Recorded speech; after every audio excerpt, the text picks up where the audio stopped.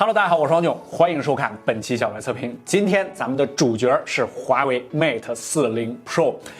之前呢，这 Mate 40 Pro 呢，我们给大家做了一个非常详细的开箱，包括很多的配件，也都跟大家聊到了。今天这期片子呢，我们把大家关于 Mate 40 Pro 非常关注的8个热点问题做了汇总和整理，然后做一个集中的解答。那咱们就不废话了，不客观点题，关于 Mate 40 Pro 的8个热点问题，咱们马上开始。记得3连本视频点赞、收藏、投硬币。第一个问题呢是大家都关注的这个5纳米的麒麟9000到底表现如何？首先大家比较关心的性能方面，由于跑分软件很多都被锁了啊，目前我们仅能跑出 3D Mark OpenGL ES 3.1，麒麟9000得分8741，高出骁龙865约1500分左右，和黑鲨 3S GPU 超频版865相比也有近600分的领先。储存方面 ，Mate 40 Pro 持续读取高达1966兆每秒，持续写入也高达1280兆每秒，位列第一名。在随机读写方面，随机读取383，随机写入高达548兆每秒，相比于普通版 UFS 3.1写入速度直接翻倍。你这是3.1吗？你这直接是4.0吧？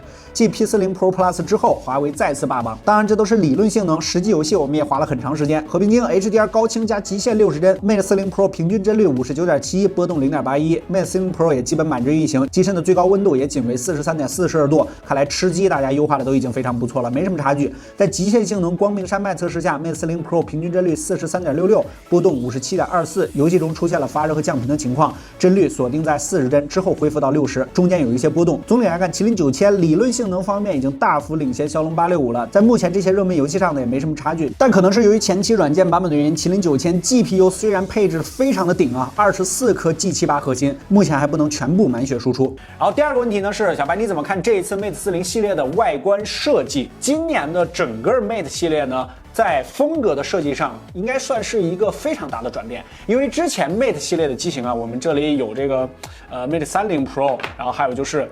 P40 的 Pro Plus， 之前的这2台机型在风格上呢，就是一个更加偏成熟稳重一些啊，这个颜色还更加出挑一些。如果你要是用一个黑色，就特别明显。但是 P 系列呢展现的要更加时尚、更加青春一些。但是今年的 Mate 40 Pro 呢，在 ID 方面，我觉得非常青春、非常有活力了一些，尤其是它这个星环的设计，很多小伙伴说像那个iPod 是吧？它这个星环设计辨识度也是非常高的啊。这2台机器放在一起，你明显感觉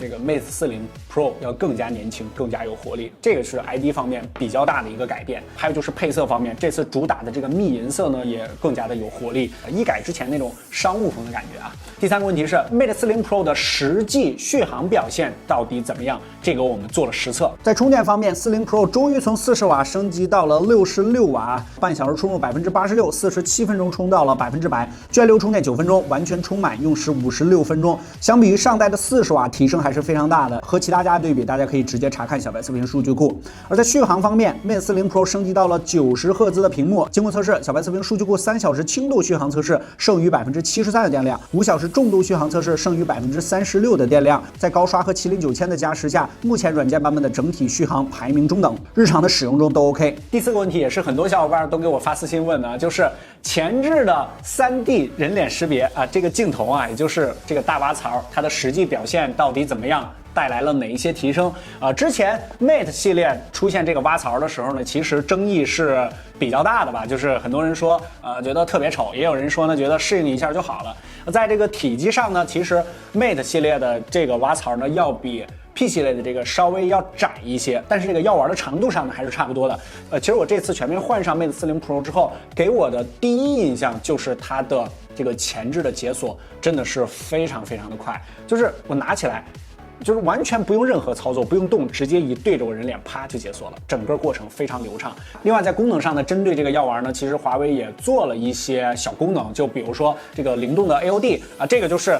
招牌的这个小鹿，就是你看它的时候啊，这个小鹿也会看你啊，就是感觉这种小巧思。这种小灵动的那种感觉，就是你不看它的时候，你看你走了，然后这小鹿就冲着前方了，但是你一看它，这小鹿就会扭过来看你，挺有意思的一个设计。然后还有就是注视不熄屏，就是你只要是看着它，即便你设置这个熄屏，它只要检测到你的人脸，它也不会把屏幕熄掉。还有一个就是挺实用的一个质感支付啊，这是啥意思？就是现在熄屏的情况下，比如说你对着这个识别的支付的这个机器，或者说这个二维码，它会自动帮你弹开到这个支付的界面，然后打开这个二维码，相当于一个智能的场景识别，这个在功能上面其实还是能够感知到它花了很多心思的啊，这个体验上面提升还是非常大的。OK 第5个是拍照方面的表现如何呢？这次 Mate 40 Pro 主摄不带光学防抖了，对于拍摄会造成一些影响吗？样张方面呢，后期我们也又拍了一些，大家可以看一下啊。在我们的前期体验之中，白天和室内场景各家的表现自然是都没有什么问题，主要的区别就在于调教的方向，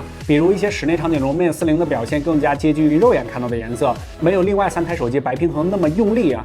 那么夜景呢？在夜景方面，这个级别自然是天王山之战。虽然曝光上相比 iPhone 12 Pro 要稍低一些，但是高光压制表现得非常好。比如这组，只有 Mate 40 Pro 很好的还原出了雕塑的细节。在视频拍摄上啊，在白天总体来说 ，Mate 40 Pro 除了色彩表现没有那么艳丽之外，由于取消了主摄的光学防抖，所以在较大运动的情况下表现还是不太理想。但是在日常拍摄之中，这个防抖表现呢，加上算法，感觉还是 OK 的。当然，这些都是我们前期上手的体验啊，这个具体的细节、最终的表现如何，等系统更新完毕之后，我们在深测里边再详细跟大家聊。在实际的软件体验上呢 ，Mate 40 Pro 这个取景框，相对于之前，比如说 P40 Pro 或者说 Mate 30，它的取景框的这个掉帧啊，或者说有一点点卡顿，那个问题依然是存在的。这个可能还得需要后期更新才能解决啊，因为我觉得这次麒麟9000这个芯片在基础上呢，应该是不会有什么性能方面的问题了。我觉得这个应该是可以后面更新解决掉的一个问题。OK， 第6个问题 ，Mate 40系列终于上双扬声器了，它的实际表现如何呢？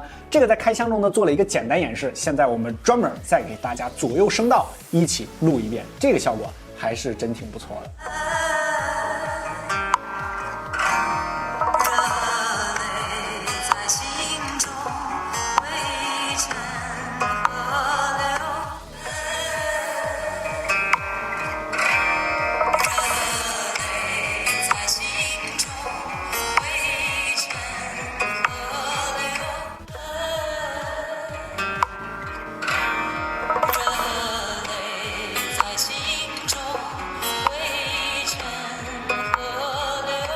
双扬器的设计上呢，它底部呢是开了这个孔的，它顶部呢并不是正面出声它是顶部依然是开了一排小孔，作为这个发声单元的这个出声口。它正面的这个听筒上是采用的微缝设计，就是你正面几乎看不出来。所以说这个机器在正面使用的时候，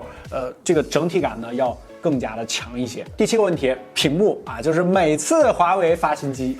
都要讨论一下这个屏幕啊。这次的 Mate 40 Pro 上呢，依然是没有用上3星屏，但是据说那 Pro Plus 应该是3星屏，还有就是它的这个保时捷版本啊，并且依然是这个混用供应商，它的实际观感怎么样？需要注意这个问题吗？我们手里的这个版本呢是 LG 的这个屏幕，也是钻牌的，这个是我们是确认过的。根据我们的计算呢 ，Mate 40 Pro 的这 PPI 呢是在370左右，即便你贴得非常非常近啊，我眼睛都已经对不上焦了啊。也依然看不出来这个颗粒感。关于屏幕这块呢，多说一句，就是大家呢，关注排列肯定是没有错的，但是呢，对于屏幕精细程度本身来说，核心参数应该是 PPI， 就是你的 PPI 越高的情况下呢，就是你看不到它这个颗粒感。比如说钻石排列，它是相当于这个标准排列的81%左右的 PPI， 如果是周冬雨排列的话呢，就是71%左右了。所以说，根据不同的屏幕尺寸呢，只要是 PPI 达到一定的这个临界值啊，让这个肉眼分辨不出来这个颗粒感啊，其实就足够了。OK， 下一个问题啊，最后一个了啊，这次的 EMUI 还加入了许多有趣的功能，比如说灵动息屏显示，这些功能的体验是怎么样的啊？灵动息屏显示呢，这还是一个不错的功能啊，避免了屏幕需要一直显示的问题。虽然说现在 OLED 屏幕呢不太需要担心这个烧屏的问题了，但是由于天生素质的原因，所以说很多小伙伴呢还是有这个顾虑啊。其实大家更应该关注的是它的耗电的问题，我们就比较担心。这个灵动息屏显示呢，就是我在放着的时候，如果你不看屏幕，它其实是全黑的，就做到更省电的这个问题。但是我一拿起来的时候，它侦测到我正在看这个屏幕了，然后马上会进行这个息屏显示。这个有些人可能会担心这个续航的问题，根据我们的实际体验，几乎感知不到，这个大家这个放心打开用就可以了。但是我们在实际体验中呢，也发现了一个小小的问题啊，就是在算法上呢还有更加精进的空间。比如说你进行无线充电的时候，由于你放在桌面上，你是吧？你打字在办公，它离你这个脸是比较近的，其实它可以侦测到你的脸，然后它以为你正在看它，所以说这样就没有什么灵动息屏显示，它就一直在显示，因为它以为你在一直看屏幕。我觉得可以设置这样的一个算法，就比如说我不解锁，然后我不可能一直看屏幕，比如说过了一个临界值，比如说2分钟、3分钟或者5分钟之后，然后它就知道道我是正在办公的，然后它就进行熄屏了。OK， 关于 Mate 40 Pro 啊，基本上所有的问题吧，我们全部都跟大家聊到了。还有就是我们的这个实测数据，大家都扫码关注我们的小白测评微信公众号进行查看就可以了。然后深测方面呢，我们可能更多的去探讨一下麒麟9000这个芯片，然后跟其他机型再做一下详细的对比，那个就比较花时间。还有就是5G 方面啊，这个也是大家比较关注的，因为毕竟华为在这块有天然的优势，是吧？还有就是跟 iPhone 12的这个对比。更多的任何精彩，大家可以关注我们的 B 站、新浪微博，都搜索小白测评就可以了。